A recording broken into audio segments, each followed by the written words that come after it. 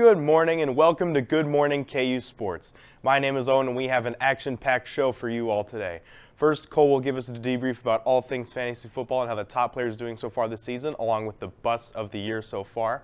We will then feature an interview with Ryan Cartman and our special guest Jackson Bezdek, who hosts his very own KU basketball blog. And then we'll be back with our weekly Pick'em with Greenwald, featuring hosts Eli Greenwald and myself.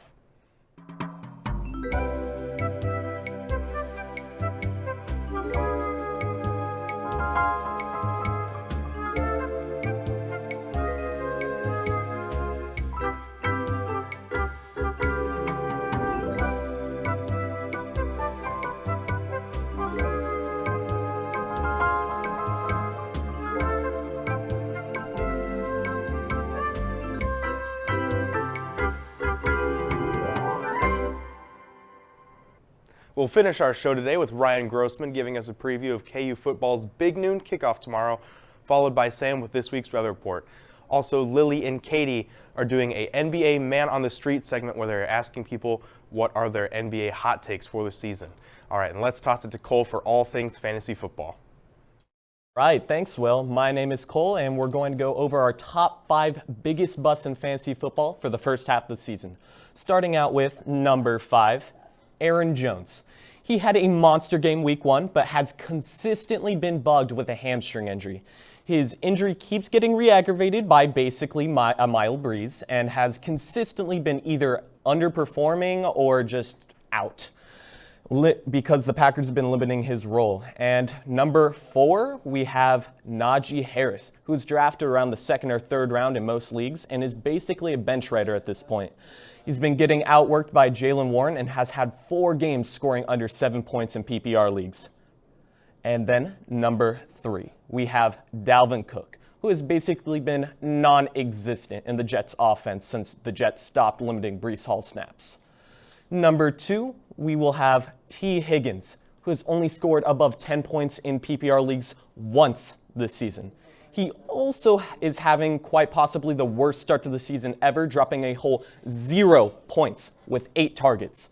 Considering he was getting drafted around the top 15 wide receivers in the draft this year, this is almost as bad as it gets. And finally, we have number 1, Cam Akers. He was drafted around the 5th round, who started as the starting Rams running back, getting outshined by Kyren Williams almost immediately.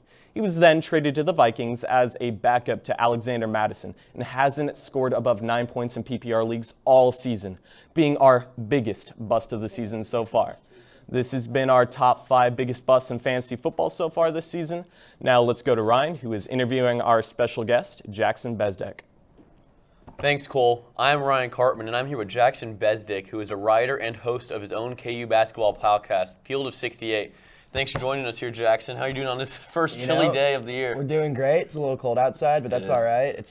Finally, it's almost November. It's been 95 degrees outside today, but I'm excited to talk to you, man. Getting a little chilly. Tell me, what's Field of 68 all about? What are you guys talking about? Yeah, totally. So Field of 68 is this basketball media company that started by Jeff Goodman. Jeff Goodman is a guy who worked for CBS, college basketball for years, decades and decades, and now he's kind of gone off on his own, started his own company, and they have all the big schools, KU, Michigan, UNC, Duke, all these big schools have their own podcast through this company called Field 68. So last year it was actually Landon Lucas, who's a former player at KU, and he had a podcast through the Field of 68, and they wanted to go more in they wanted more passion. They wanted to see students out here, specifically journalism students. So they reached out to me and my friend Sam Lance, who's my co-host, and they wanted us to, kick this KU pod started and try and get things off the ground, and we're calling it The Hum. The Hum, yeah. Hey, well, it seems so far so good it's working for you. How did you get involved in podcasting in general? It's a very specific, it's getting more popular these days, but how did you get involved Definitely. in it? I mean, you'll hear that, when you graduate in 3 years, the job that you're going to have, it doesn't exist yet. And when I was a senior in high school, I, wrote for my high school newspaper as a sports editor, which is kind of how I got into sports media and all that, and then wanted to come to KU. I wanted to stay involved in this. And then, just coming here in the J School, man, doing Good Morning, doing Playmakers, doing all these different shows. It's just a great way to put your reel together.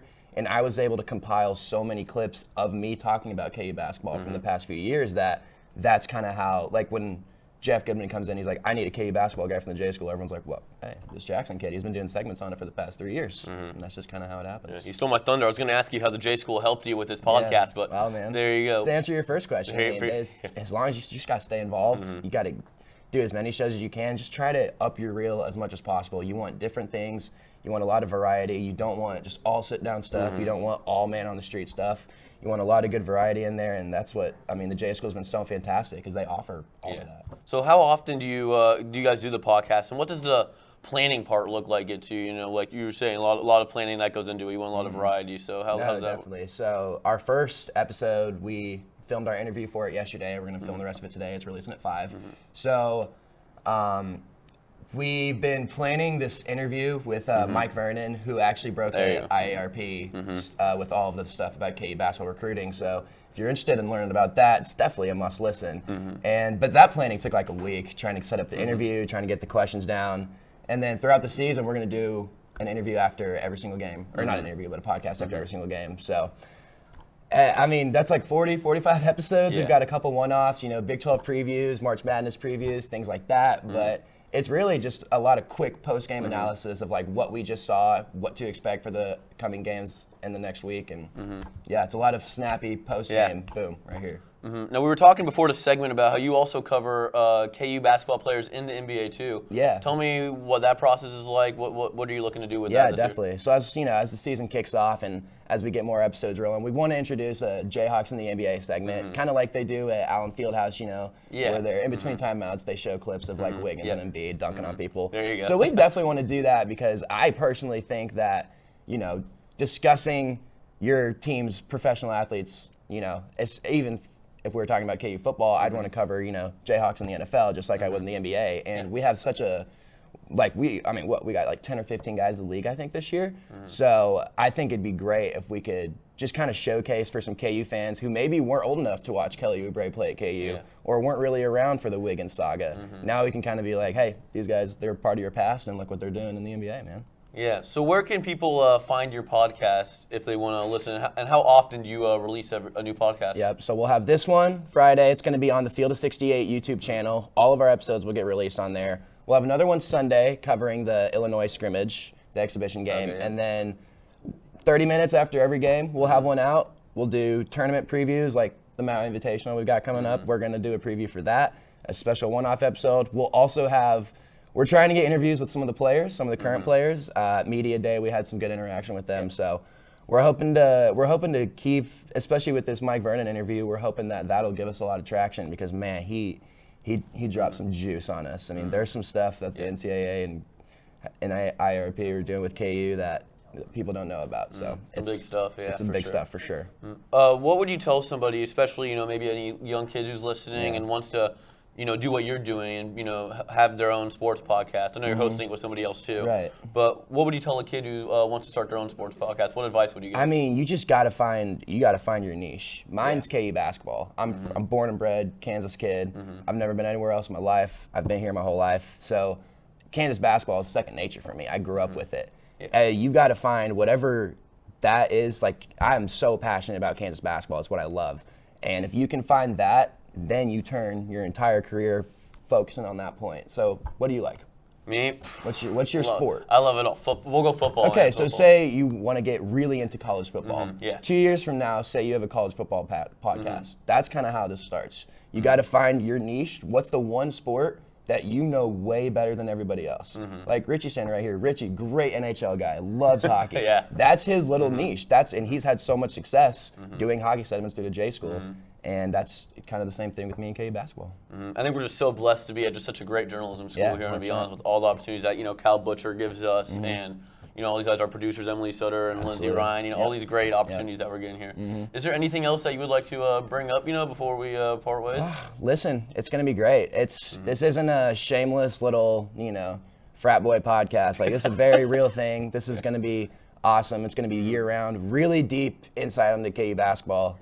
I do, in fact, know ball. So you do know ball. I do know ball. So it'll be good. Can you ball though? Can you play some basketball? Yes. Okay, awesome. Well, thanks for being here, Jackson. Thanks, man. After a quick break, we'll be back with Pick 'em with Greenwald.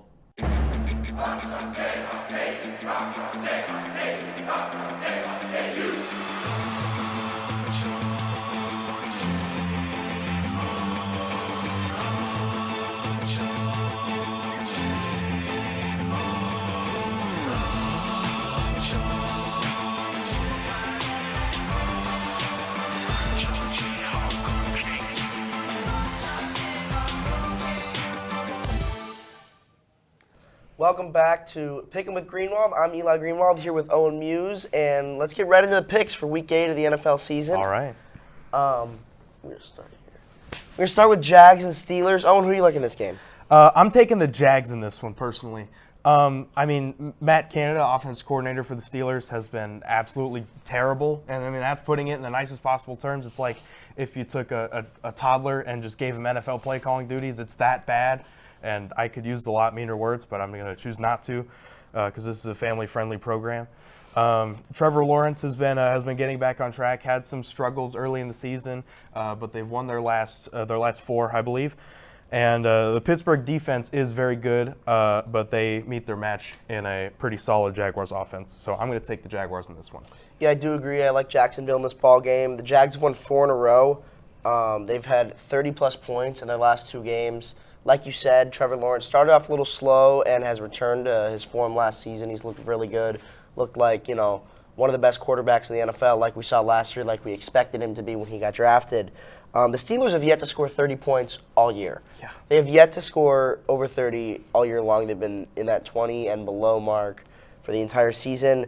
The Jags are rested well. They played last week on Thursday, so they've had over a week of rest against the Steelers. And like you said, that Pittsburgh offense is good, but that Pittsburgh defense is very good, but that Jaguars offense is even better.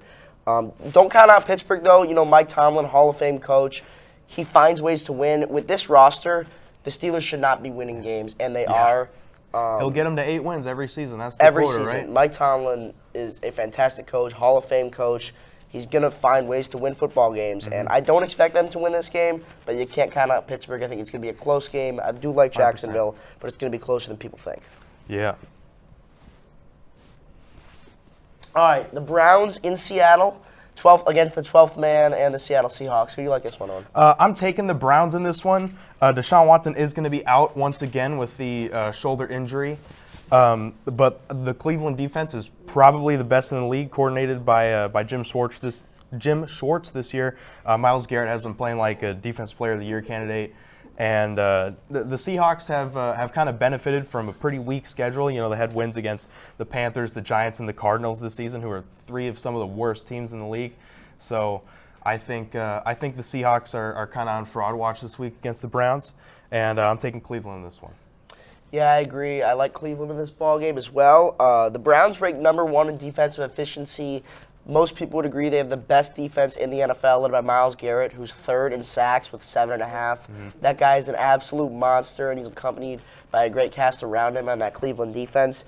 The Browns are also missing their starting running back in Jerome Ford this week. However, since being acquired midseason, Kareem Hunt has returned to form. He has not slowed down at all. Last week, scoring 2 touchdowns against Indianapolis, leading the Browns to a win 39-38. I like Cleveland in this ball game. I expect it to be a pretty close game in Seattle. One of the toughest places to play against the 12th man. Crazy loud in that stadium. Pete Carroll, great coach, finds ways to win ball games. Kenneth Walker against that Browns defense, I do expect to be a really good matchup. One of the best rushing attacks in the NFL in Seattle. One of the best rushing defenses in the NFL in Cleveland. I do expect Cleveland to control the ground game, though, on both sides of the football, even with Jerome Ford out. And I like Cleveland in this game. Going to be close, though, but I do like the Browns. All right, the Bengals in San Francisco against the 49ers. Yeah, I'm going to take the Bengals in this one personally. The 49ers have suffered 2 straight pretty nasty losses against the Vikings and the aforementioned Browns. But for the Bengals, I mean, Joe Burrow's looking pretty good after having some struggles early in the season with that calf injury. But he's looking like he's back to full strength so far this year. Brock Purdy kind of showing a little bit of weakness potentially over the past couple weeks, with no Deebo Samuel and Christian McCaffrey being a little banged up. So I'm going to take the Bengals in this one personally. Yeah, I'm going to go with the Niners here. Like you said, they have lost 2 in a row, but Kyle Shanahan is a great coach. If he gets a ring, he's pretty much a lock for the Hall of Fame. He is one of the greatest offensive minds the game has ever seen, and the Niners, I expect them to bounce back here. Brock Purdy is injured. He is out this game. Sam Darnold will be the starting quarterback, but I didn't even see that. Wow. We don't really know what this kid is. We don't know what he is. He was in a terrible situation in New York, and he was in just a maybe even worse situation in Carolina. We don't know who he is. We don't know if he's a good quarterback. I don't think it's fair to call him a bust just yet. He's a backup for Brock Purdy in San Francisco. He's going to get a chance to show this week if he can play or not. And I think I think he's going to surprise some people. I think Sam Darnold's going to have a pretty nice game against the Bengals. I can see him having a good game. And this is a must-win game for Cincinnati. In that 100%. division specifically with the Ravens, the Browns, and the Steelers, teams that win football games consistently, this is going to be a must-win game for Cincinnati here. As you know, if they lose this game, basically when they started the year, they've struggled so far. So I like the Niners in this one.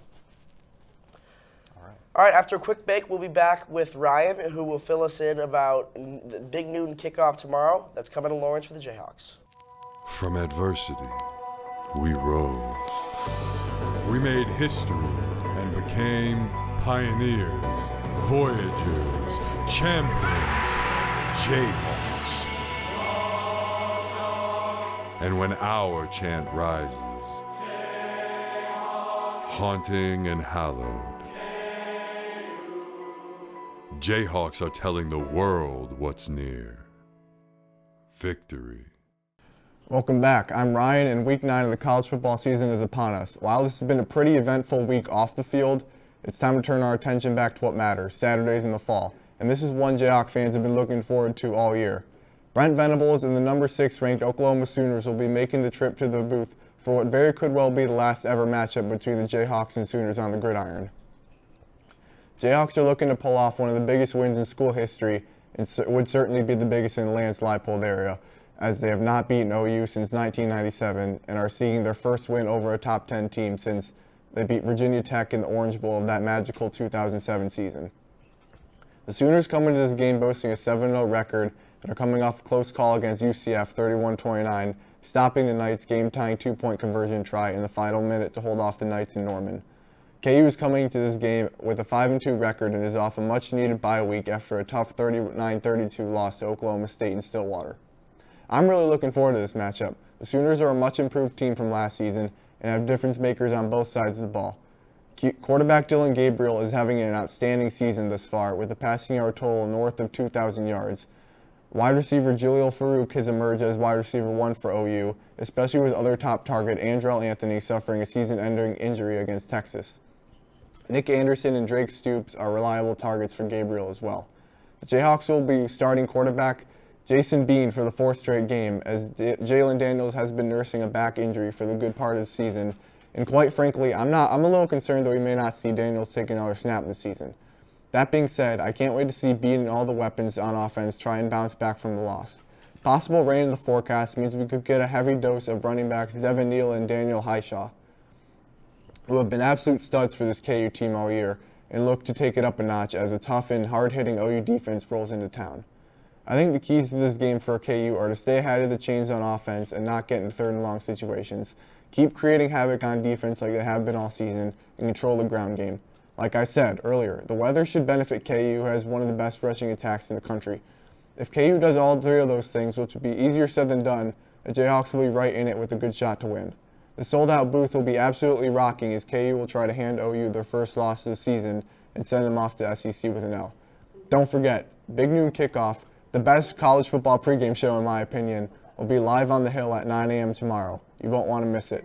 The game will be kicking off at 11 a.m. on Fox.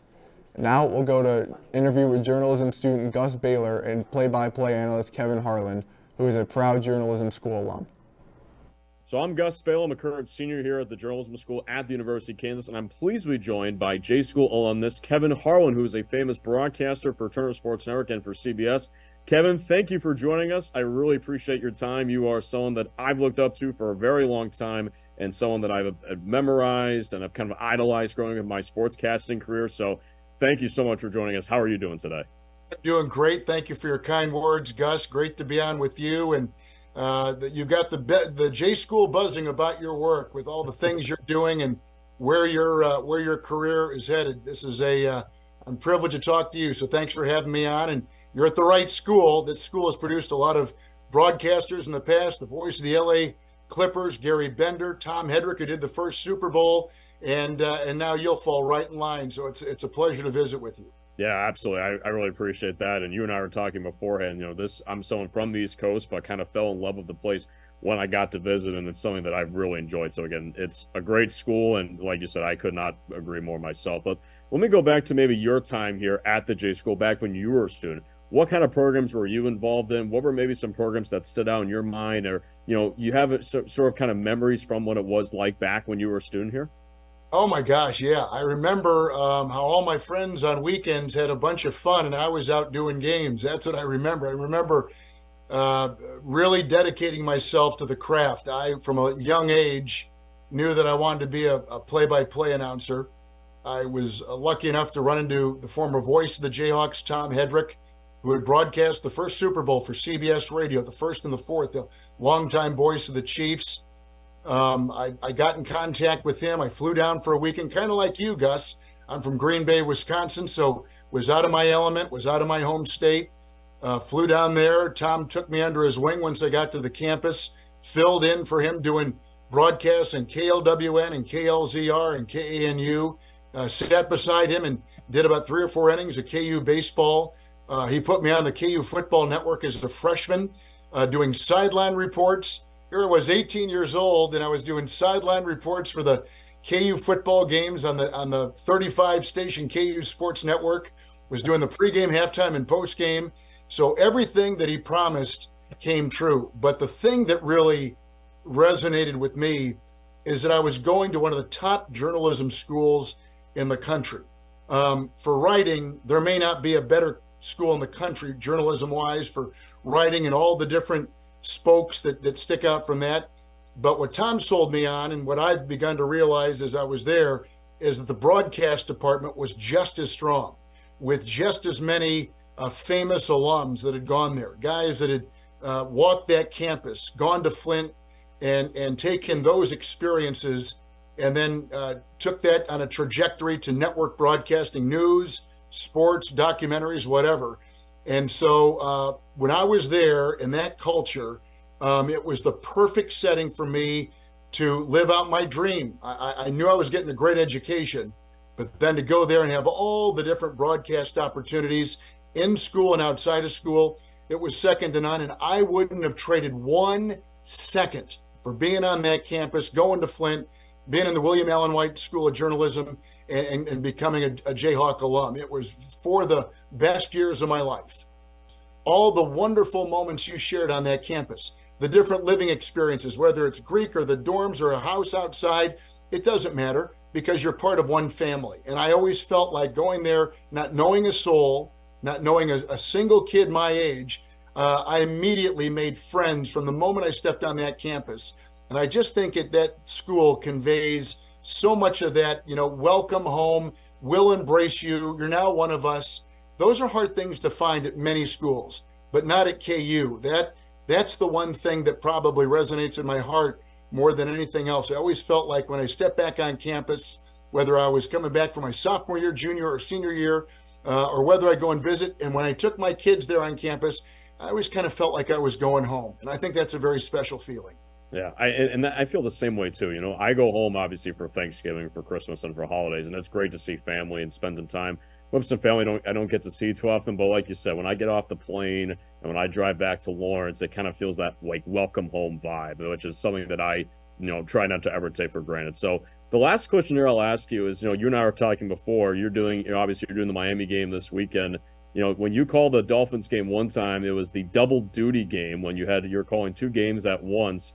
Do you get a lot of memories from that? I mean, that was without question one of the best pieces of work I've seen from any broadcaster ever. Just go back into that a little bit, and what was that like?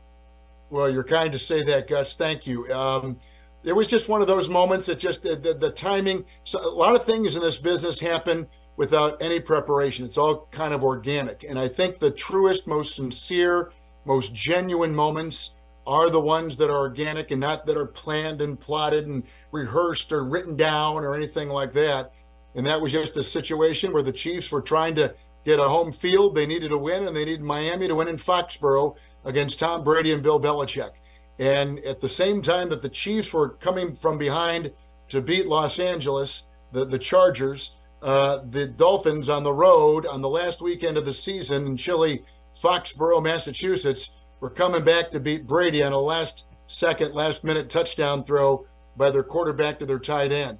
And a Chiefs play would happen, then that play would happen. And they were the timing, it was almost like you couldn't have choreographed it any better. And I could see the picture on the floor on a monitor that we had in our booth. I was working with Rich Gannon, and I could see it down there. So I'd be watching our game. They were not second down and 10. And by the way, in Foxborough right now, they got it first and goal to go. So they'd have a play, and then we'd have a play live at Arrowhead, and then they'd have a play. And it just kind of worked out. So there are many moments like that happen in a career. Again, you can't plan it. You can not even really hope for it, because I think if you're hoping for something like that to happen, it interferes with the job at hand. So I always kind of just make sure that I'm loose, I'm relaxed, I'm ready, and I could probably go back and say maybe I had that same experience that I learned at KU, where I was juggling maybe an exam in Bremner's class the next day, but doing a high school game in Topeka the night before, and somehow had to make those two things work. Luckily, I always tell my kids, I was a broadcaster and a student at the same time. They were running concurrently. And I would go to class, and I'd leave the Hill, and I'd get in my car, and I'd drive to some small Kansas town and do a football game, and then drive back that night and go to class the next morning, and then would drive into Kansas City and produce the Chiefs on a weekend. And like I said, I'd hear all these stories from all my buddies about, oh, I had this party and this experience and had this fun, and we went over here. And I'd say, yeah, and I drove all night to get from Emporia back to KU so that I could go and do the Jayhawks that Saturday morning. But I wouldn't have traded anything for it. I think the fact that I knew that I was with friends and in a safe environment, a wonderful, thriving environment, but knew that I had some schoolwork to do and had some things outside of school. As I swirl it around, it was the perfect recipe for me. And I think it would be for any kid that would look, boy or girl, journalism major or not, that would consider that school. There's so much more than just a major. There's all the life experiences that you have that only a school like KU can provide. And that's probably the richest thing I took from my 4 years in Lawrence. I loved it. It went by too fast. I always envied my buddies that went for 5 years. They went for that extra year because they always had so much fun. And in retrospect, I wish I had a fifth year too. It would have been a blast. I kind of wish that too. I'm set to graduate next May, and I'm already starting to feel like, I want that extra year, that more time. But you mentioned a lot of the points that I feel today that I'm doing in terms of trying to do different things at once, being a student and a broadcaster at the same time. It's never easy, but I wouldn't trade it for the world. Well, Kevin, Gus, let me tell you something, Gus. With your voice, go out in the world. You're going to get a job. The lickety split. You're going to find great success. I know you. Just in a little time we've had a chance to talk and listening to your delivery. You're right on track. You're ahead of 99% of the other kids that are coming out. I'll watch your career with great interest. Oh, I appreciate that. Well, Kevin, thank you so much for joining us. We really appreciate the time. Good luck on the call this weekend. We'll talk soon. All right, Gus. Thank you for having me. Nice to visit with you. Thank you.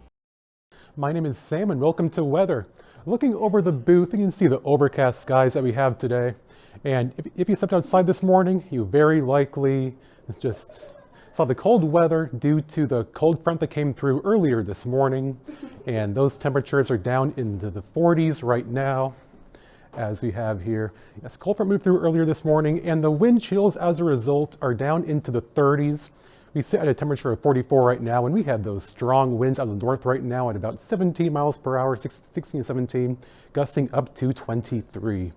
For your hourly planner today, it'll get up to about 46 come 12 p.m. This afternoon, we might get up around 50 before leaving us into a chilly evening. We're going to get down into the 30s.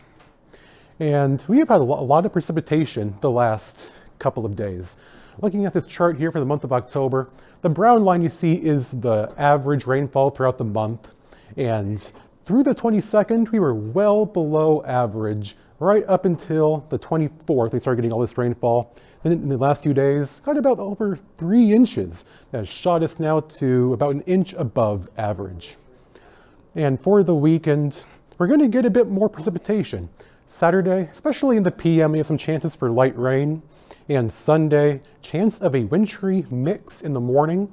It would most likely be sleet. I don't think it'll be anything heavy, but whatever could fall could impact the roadways especially. and the temperatures are going to continue decreasing throughout the weekend, dropping about 14 degrees from the high today to the high on Sunday.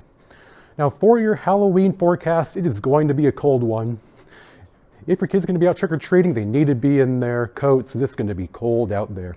It'll be around freezing when the prime trick-or-treating hours comes around, and if you stay out late at night, you'll be down into the low 20s come midnight. Now moving on to sports, for the football game against Oklahoma on Saturday.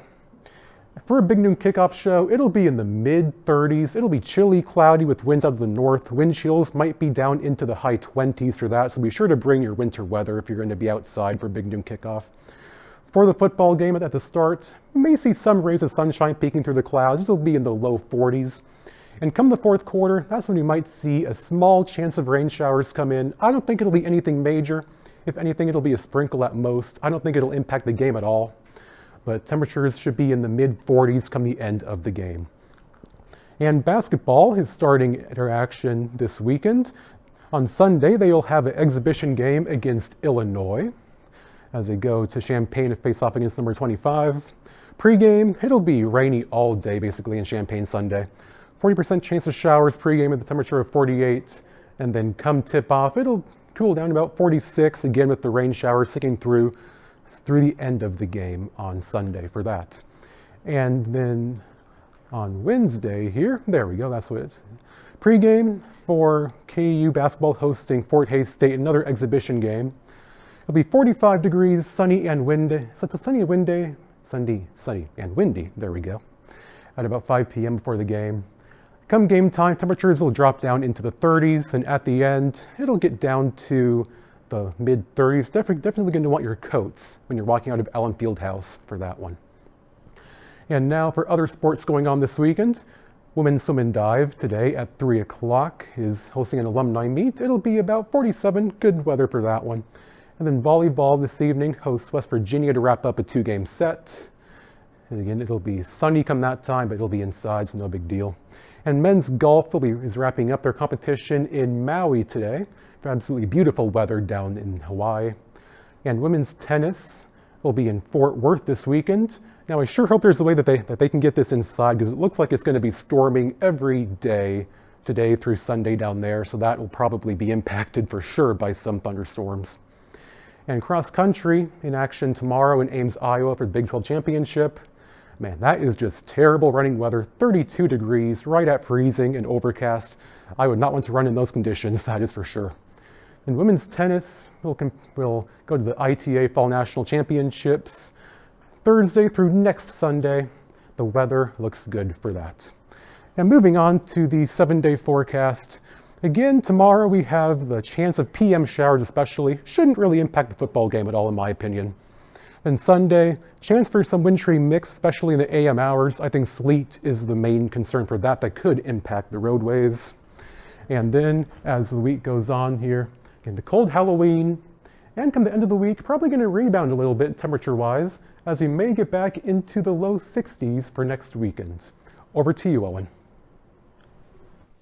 Thank you for watching this episode of Good Morning KU Sports. We are thrilled to keep making episodes for you all every week, so stay tuned for next week's show at 10. Also, stay tuned for Playmakers at noon. Rock chalk and enjoy your weekend.